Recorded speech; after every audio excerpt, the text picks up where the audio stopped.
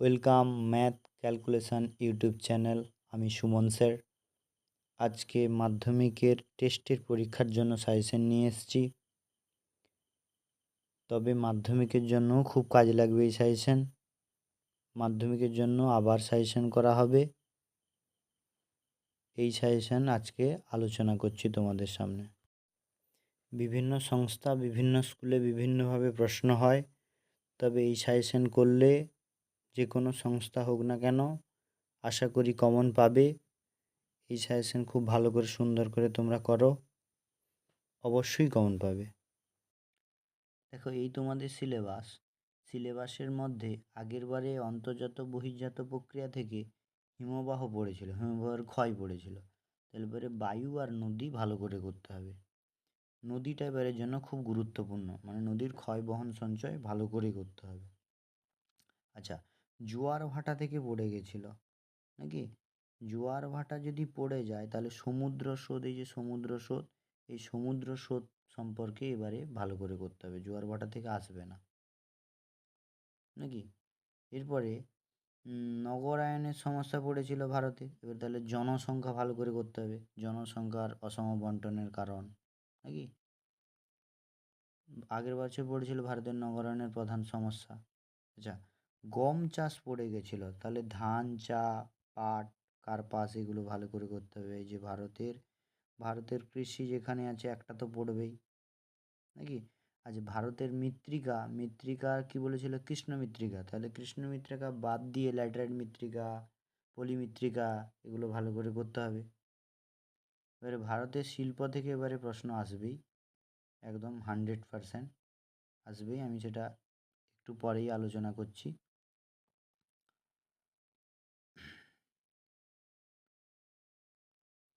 বহির্জাত প্রক্রিয়া ও সৃষ্ট ভূমিরূপে 2 নম্বরের প্রশ্ন, কি এবং কাকে বলে? বহির্জাত প্রক্রিয়া কাকে বলে? পর্যায়ন, ক্ষয়ীভবন, জলাবিভাজিকা, প্রপাতকূপ, মন্থকূপ, সক্ষুরাকৃতি হ্রদ, নদী অববাহিকা, ধারণ অববাহিকা, ক্যানিয়ন, পার্বত্য হিমবাহ, উপাদেশীয় হিমবাহ, হিমরেখা, হিমশৈল, ড্রামলিন, কাবরেখা, ষষ্ঠঘাতের সূত্র, নুনার ট্যাক্স, বারখান, খাড়ি, ফ্রিয়ড, ক্রেভাস, বার্কসুন্ড, লোয়েস, এনসেলবার, ঝুলন্ত উপত্যকা, বহির্বিধৌত সমভূমি, মরুদ্যান, অপসারণ গর্ত এবং অনুদৈর্ঘ্য তির্যক বালিয়াড়ি। প্রশ্নের সংখ্যা অনেকগুলো, কিন্তু একটা জিনিস ভাববে যে এগুলো বড় প্রশ্নের সাব পয়েন্ট, এগুলো বড় প্রশ্ন করলে এগুলো সব জানা হয়ে যাবে। বহির্জাত, এরপরে এখান থেকে 3 নম্বরের প্রশ্ন, জলপ্রপাতের পশ্চাৎ অপসারণ করতে হবে। সব নদীর মোহনায় বদ্বীপ গঠন হয় না কেন, বা সব নদীর মোহনায় বদ্বীপ গঠনের অনুকূল পরিবেশ কীরকম? ঝুলন্ত উপত্যকায় জলপ্রপাত কেন দেখা যায় না? আইভি আকৃতির উপত্যকা কেন পার্বত্যাঞ্চলে সৃষ্টি হয়? হিমবাহ উপত্যকা ইউ আকৃতি কেন হয়? হিমরেখার উচ্চতা সর্বোচ্চ এবং সব ঋতুতে সমান হয় না কেন? মরু অপসারণ রোধের 3টি উপায়। মরু ও প্রায় অঞ্চলে বায়ুর কাজের প্রাধান্যের 2টি শর্ত উল্লেখ করো। পার্থক্য এগুলো ভালো করে করতে হবে।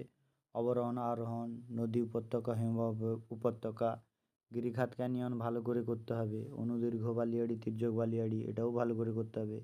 বারখান শিপ খুব ভালো করে করতে হবে। রসিমতনের, ড্রামলিন, জিউগ্যান, ইয়ারদাং, মোনার্নক, এনসেলবার্ট, পেডিমেন্ট ও বাজাদা, এগুলো সব বড় প্রশ্নের সাব পয়েন্ট, আরামসে হয়ে যাবে।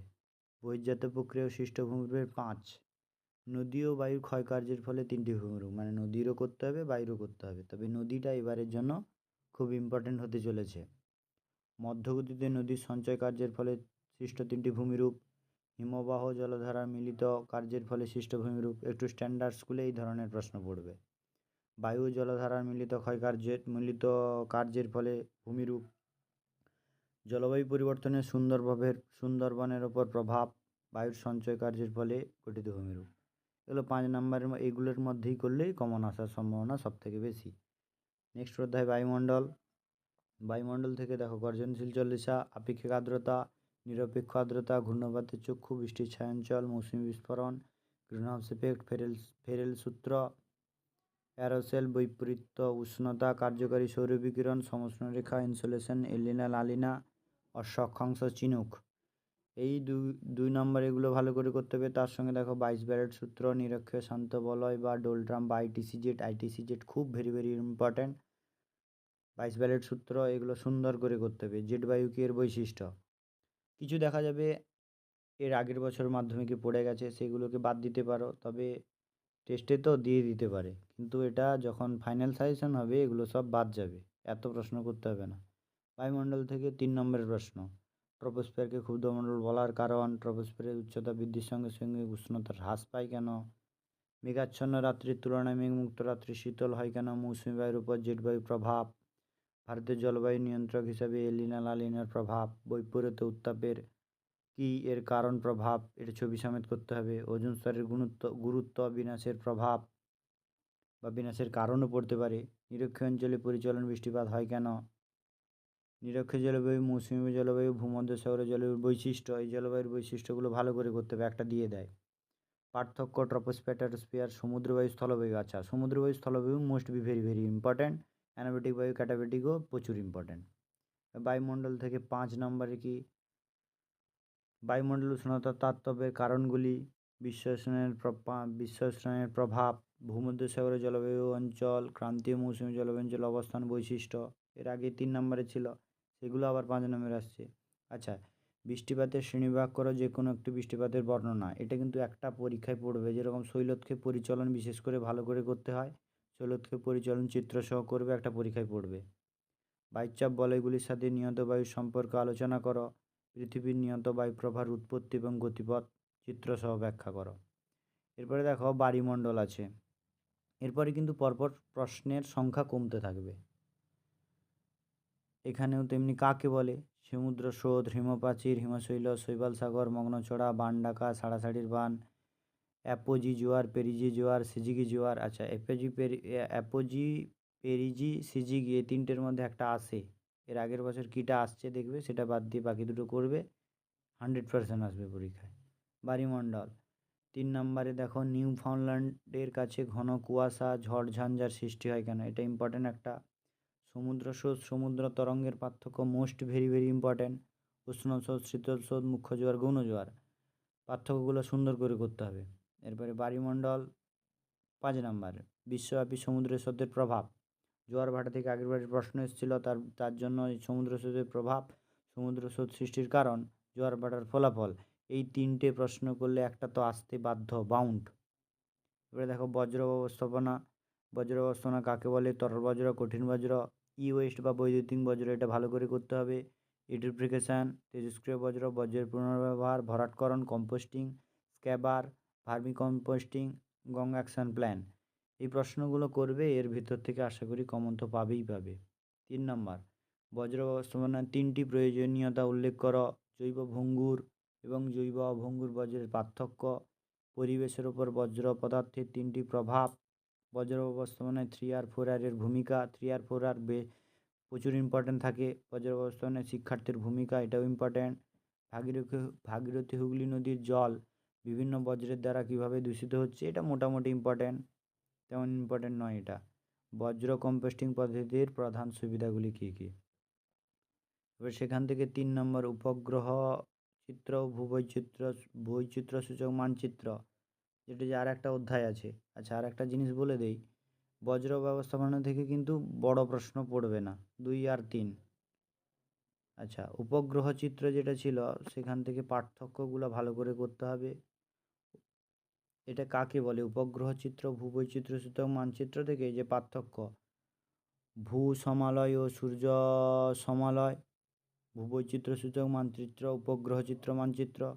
প্রথম পার্থক্যটা কম জোর দিলেও হবে, কিন্তু দ্বিতীয় পার্থক্যটা ভালো করে করতে হবে। জিওস্টেশনারি ও সান সিনক্রোনাস, এটা ভালো করে করতে হবে। ক্ষুদ্র স্কেল, বৃহৎ স্কেলের মানচিত্রের পার্থক্যটা ভালো করে, একদম মোস্ট ইম্পর্ট্যান্ট। ভূবৈচিত্র্য সূচক মানচিত্রে ব্যবহৃত বিভিন্ন ধরনের স্কেলের উল্লেখ রয়েছে, এই যে ভগ্নাংশ স্কেল বা RF এর ব্যবহার, এটা খুব গুরুত্বপূর্ণ প্রশ্ন। উপগ্রহ চিত্রের 3টি ব্যবহার, উপগ্রহ চিত্রের বিভিন্ন পর্যায়গুলি ব্যাখ্যা করো। দূর সংবেদন ব্যবস্থা গুরুত্বপূর্ণ আলোচনা, দূর সংবেদন ব্যবস্থার সুবিধা অসুবিধা। উপগ্রহ বৈচিত্র্য সূচক মানচিত্রে কাকে বলে, এগুলা মিলিয়ন সিট উপগ্রহ চিত্র, দূর সংবেদন, ভূবৈচিত্র্য সূচক মানচিত্র, জিওস্টেশনারি উপগ্রহ, সেন্সার ইনসাইট পিক্সেল, এগুলো খুব ভালো করে করতে হবে 2 নম্বরের জন্য। এরপরে মেন যেটা আসছে ভারতের প্রাকৃতিক, আচ্ছা ভূবৈচিত্র্য সূচক মানচিত্র যেটা করা হলো, এখান থেকেও বড় প্রশ্ন তোমরা পাবে না। দেখো ভারতের প্রাকৃতিক বিভাগটা আরও আলোচনা করছি। কারিউরা, মালনাদ ময়দান, খাদার ভাঙ্গা, দুন, তাল, ভাবর, ধান, কয়াল, মরুস্থলী, কালবৈশাখী, আঁধি, লু, আশ্বিনে ঝড়, পশ্চিমে ঝঞ্ঝা, বহুমুখী নদী পরিকল্পনা, রেগুর ধাপ চাষ। ভারতের বিভিন্ন জলবায়ুজিকার নাম, ল্যাটেরাইট মৃত্তিকার 2টি বৈশিষ্ট্য। ল্যাটেরাইট মৃত্তিকা ভালো করে করতে হয়, কেন কালো মৃত্তিকা বা কৃষ্ণ মৃত্তিকার আগের বছর চলে এসছে। 3 নাম্বার কি পার্থক্য, এই পার্থক্যটা ভালো করে করতেই হবে। উত্তর ভারতের নদী, দক্ষিণ ভারতের নদী, ভারতের পূর্ব উপকূল, পশ্চিম উপকূল, এই দুটো পার্থক্যের মধ্যে একটা আসার সম্ভাবনা প্রবল। খাদার ভাঙ্গার, মালনাদ ময়দান, ক্রান্তীয় চিরসবুজ অরণ্য, ক্রান্তীয় পর্ণমোচী অরণ্য। এরপরে নর্মদা ও তাপ্তি নদীর মোহনায় বদ্বীপ গড়ে ওঠেনি কেন? বহুমুখী নদী পরিচালনার উদ্দেশ্য, ভারতের মৌসুমী জলবায়ুতে জেটবায়ুর প্রভাব, করমণ্ডল উপকূলে বছরে 2বার বৃষ্টিপাত হয় কেন? ভারতের জলবায়ু নিয়ন্ত্রক হিসেবে লালিনার প্রভাব। দাক্ষিণাত্যের মালভূমির অভ্যন্তরে বৃষ্টির ছায়াঞ্চল গড়ে উঠেছে কেন? কারণ ব্যাখ্যা করো। ভারতীয় কৃষিতে, এক সেকেন্ড এখানে পজ করলাম একটু।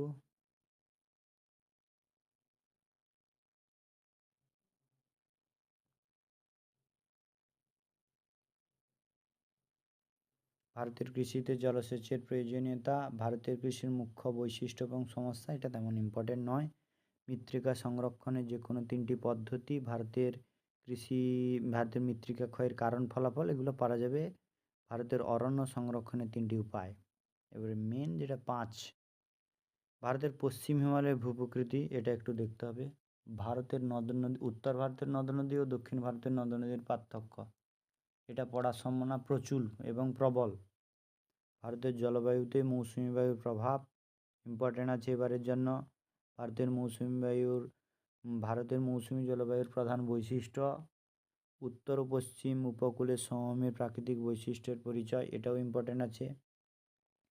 পলিমাটি, লোহিত মাটি বন্টন এবং ল্যাটেরাইট মাটিটাও সঙ্গে দেখতে হবে। ভারতের অর্থনৈতিক যে 2 নম্বর, সামাজিক বনসৃজনের উদ্দেশ্য, জীবিকা সত্তাভিত্তিক কৃষি, খারিফ রবি জায়িদ শস্য কী, বাগিচা ফসল কী, মিলেট কী, শিকড় আলগা শিল্প, অনুসারী শিল্প, সেল, উদীয়মান শিল্প, তথ্য প্রযুক্তি শিল্প, আউটসোর্সিং, নগরায়ন, স্থিতিশীল উন্নয়ন, মেগাসিটি, মহানগর, সোনালী চতুর্ভুজ, হীরক চতুর্ভুজ, শিপিং লাইন, শিপিং লেন, জনবিস্ফোরণ।